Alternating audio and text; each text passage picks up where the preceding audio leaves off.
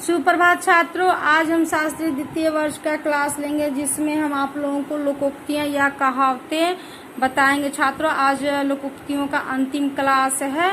ठीक है, इससे पहले हम बहुत सारा लोकोक्तियां आप लोगों को बता चुके थे। छात्रों, आज इसका अंतिम क्लास इसको करके खत्म कर देंगे। ठीक है छात्रों, तो हम देखेंगे कि आज के कहावतों में कौन कौन से, 4 ही 5 हैं। ठीक है, पहला है बंदर क्या जाने आदि का स्वाद। छात्रों, ये बहुत प्रसिद्ध ही कहावतें हैं।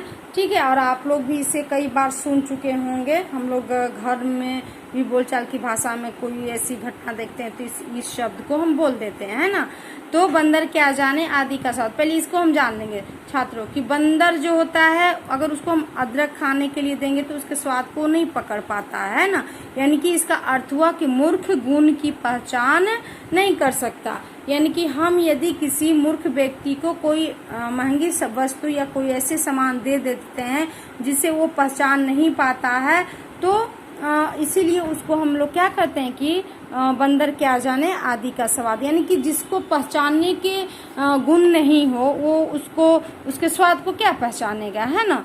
तो इसी को कहते हैं। अगला है छात्रों बिल्ली के गले में घंटी, है ना। बिल्ली के गले में अगर घंटी हम बांध दें तो क्या बिल्ली अपने लिए भोजन तलाश कर सकती है? नहीं। क्यों?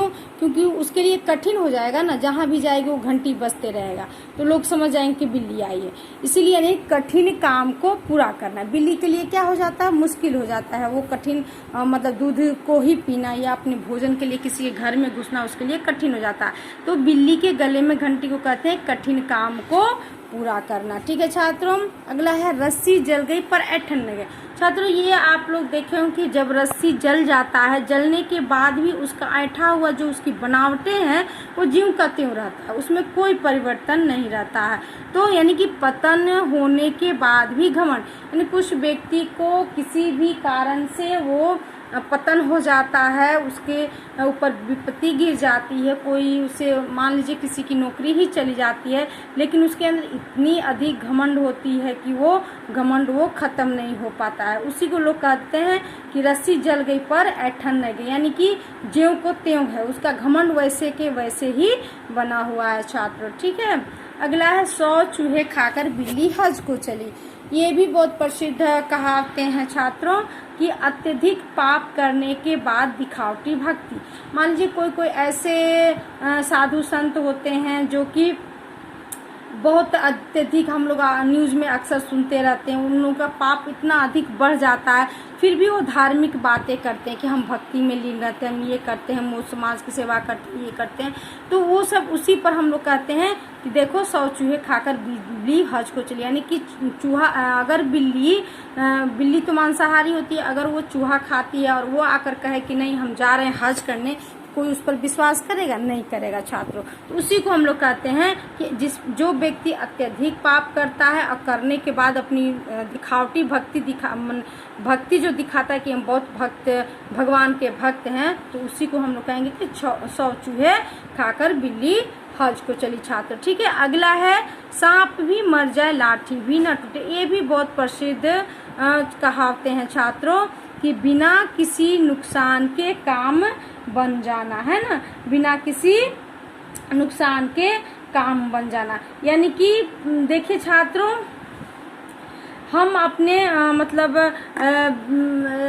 मान लीजिए हमारे घर में कोई चोर घुस आया, ठीक है, तो हम उसको इस तरह से, इस ढंग से उसको ये करते हैं, मारते हैं या पकड़ते हैं कि हमारा कोई नुकसान नहीं हो और हम उसे पकड़ के उसके जेल खाने में डाल दें। तो यानी कि सांप को जैसे मारने जाते हैं तो लोग कहते हैं ना कि सांप भी मर जाए लाठी भी न टूटे, यानी कि हमारा कोई नुकसान, अगर हम सांप को मार रहे हैं तो हमें उछल कर काट न ले या डस न ले, यानी कि हमारा कोई नुकसान नहीं हो और वो सांप भी मर जाए, यानी कि बिना किसी नुकसान का हमारा काम बन जाना। ठीक है, अगला है छात्रों हाथ कंगन को आरसी किया, है ना। यानी कि जो प्रत्यक्ष है उसके लिए किसी प्रमाण की आवश्यकता नहीं होती है। यानी कि मतलब कहता है कि जो प्रत्यक्ष है उसके लिए किसी प्रमाण की आवश्यकता है। मान लीजिए किसी लड़की की शादी के लिए हम लड़का देखने जाते हैं, ठीक है, या हम उस लड़के को किसी दूसरे रिलेशन के यहाँ बुलाते हैं, तो उसमें हम ये कहेंगे कि वो आकर आप पूरी तरह लड़का को देख लीजिए। जब लड़का को हम सही सलामत देख लेंगे, हर तरह से जांच पड़ताल कर लेंगे, तो वो उसमें प्रमाण की आवश्यकता नहीं होगी। उसी को कहते हैं कि हाथ कंगन को आरसी किया, यानी जो प्रत्यक्ष हमारे सामने खड़ा है, दिख रहा है, उसके लिए हमें प्रमाण की आवश्यकता नहीं होती है छात्रों। अगला है होनहार बिलवान के होत चिकने पात, है ना, यानी कि इसका अर्थ ये हुआ कि होनहार के लक्षण बचपन में ही प्रकट होते हैं। यानी कि जो बच्चा बहुत तेज तरार होता है उसका हम लोग बचपन में ही उसके गुणों से, उसके रोने से, उसके उठने बैठने हर गुण से उसे हम लोग पकड़ लेते हैं कि ये बच्चा जो है बड़ा होकर ये काम कर सकता है। जैसे गांधी जी क्या थे, उनके अंदर जो गुण था, होनहार जो लक्षण थे, वो क्या थे, बचपन से ही उनके अंदर नजर आने लगी थी।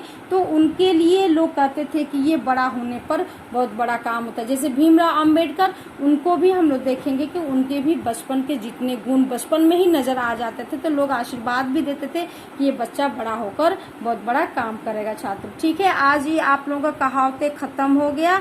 आप लोग इसके आगे हम दूसरा क्लास लेंगे। ठीक है छात्रों, धन्यवाद।